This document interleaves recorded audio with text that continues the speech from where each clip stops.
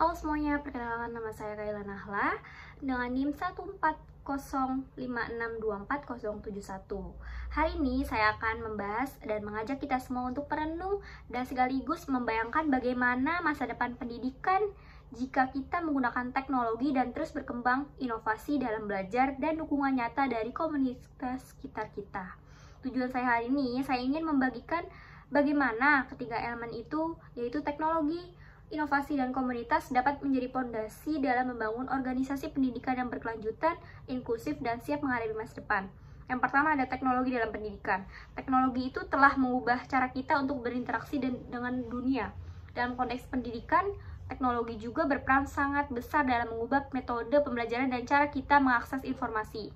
Teknologi bukan hanya soal perangkat keras atau perangkat lunak loh teman-teman, tetapi juga cara-cara baru dalam mendekati pembelajaran. Sepertinya contoh pembelajaran daring. Sebagai contoh pembelajaran daring, online learning telah menjadi pilar utama dalam pendidikan modern, terutama setelah pandemi COVID-19.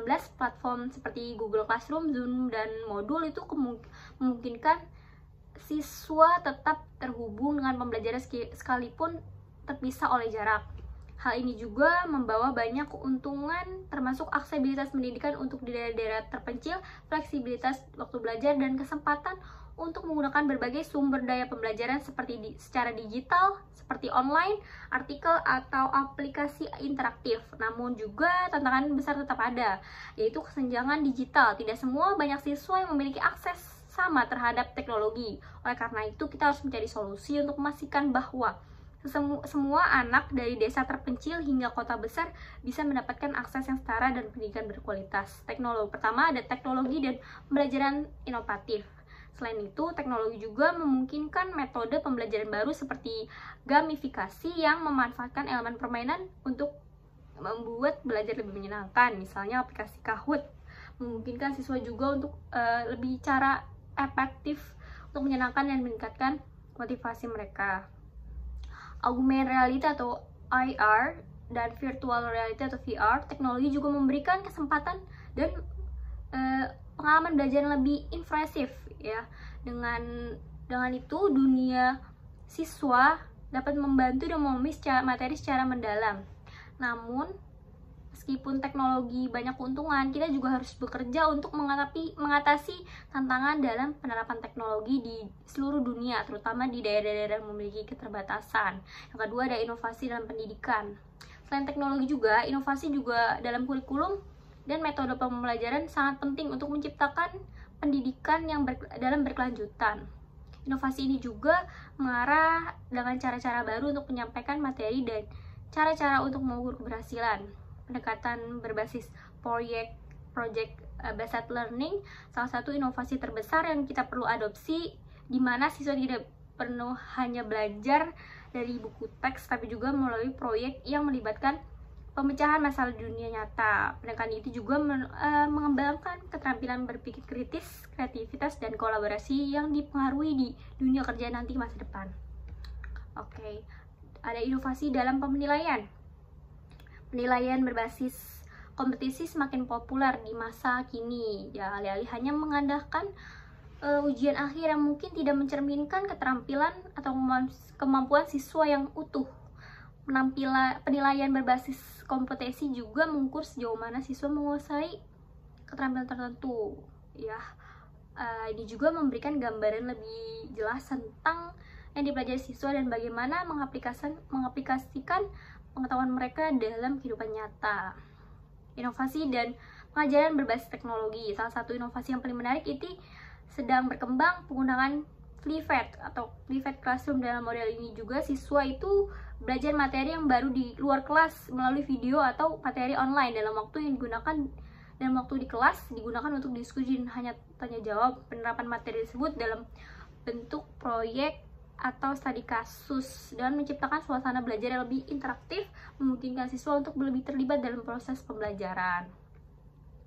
Yang ketiga ada peran komunitas dan berkelanjutan pendidikan. Keberlanjutan pendidikan ini tidak hanya bergantung pada teknologi dan inovasi, tapi juga keterlibatan komunitas.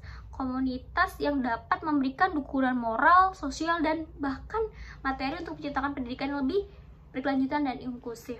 Peran orang tua juga penting loh teman-teman. Di sini orang tua mendukung pendidikan anak-anak mereka, dan keterlibatan orang tua tidak hanya terbatas pertemuan orang tua dan guru, tetapi juga mendukung proses pembelajaran di rumah dan memberikan bimbingan dan motivasi untuk mereka, dan menyediakan sumber daya tambahan. Ada juga keterlibatan masyarakat nih di komunitas sekitar sekolah juga berperan penting loh. Misalnya kayak perusahaan dan organisasi lokal juga dapat membantu menyediakan pelatihan keterampilan atas kesempatan magang bagi siswa.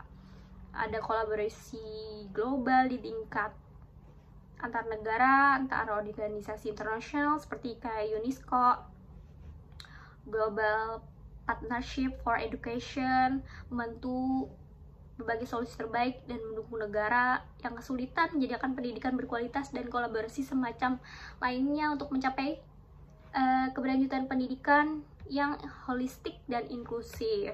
Ada juga tentang kepemimpinan organisasi. Ya, keberlanjutan pendidikan yang sangat bergantung pada kepemimpinan visioner dalam organisasi pendidikan. Kepemimpinan juga bukan hanya soal manajemen administratif teman-teman, tetapi juga bagaimana kita seorang pemimpin mampu menginspirasi, menggerakkan, dan menciptakan perubahan yang positif. Pemimpin pendidikan masa kini harus mempunyai kemampuan yang merespon dinamika zaman, kedua mendorong inovasi dan mengintegrasi teknologi dalam pembelajaran. Oke, selanjutnya ada pendidikan karakter dan nilai sosial. Di tengah-tengah kemajuan teknologi teman-teman dan arus informasi yang tak kalah terbendung, pendidikan juga harus berperan dalam membentukkan karakter dan nilai sosial pada siswa. Pendidikan itu bukan hanya berfokus pada kognitif dan lain-lain, tidak cukup. Kita juga butuh generasi yang bukan hanya cerdas tapi juga beretika, berempati, dan memiliki kesadaran sosial yang tinggi. Literasi digital misalnya tidak hanya soal kemampuan teknologi, tapi juga bagaimana sikap secara etis di ruang digital itu, menghindari hoaks, menghormati privasi orang lain, dan tidak melakukan perundungan siber. Organisasi pendidikan juga berkelanjutan juga menanamkan sifat-sifat atau nilai-nilai seperti kejujuran dan belajar bertindak, toleransi perbedaan, kepedulian terhadap lingkungan, tanggung jawab sosial di dalam maupun di luar sekolah. Terus ada evaluasi dan berkelanjutan jangka panjang.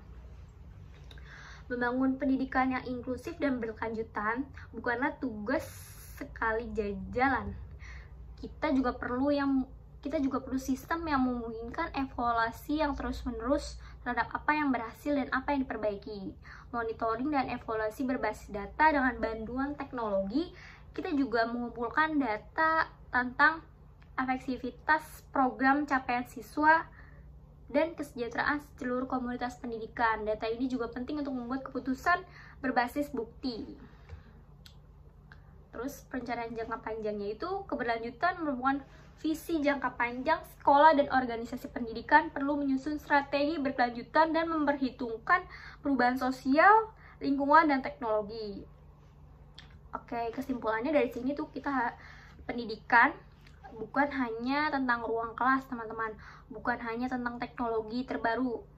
Ini juga tentang manusia, nilai, dan masa depan. Dengan mengembangkan teknologi yang bijak, inovasi, dan relevan, komunitas yang peduli, kepemimpinan, visioner, dan serta nilai-nilai kemanusiaan, kita juga bisa membangun sistem pendidikan bukan hanya inklusif, tapi juga berkelanjutan. Mari kita bergerak bersama, karena pendidikan adalah tanggung jawab kita bersama. Terima kasih.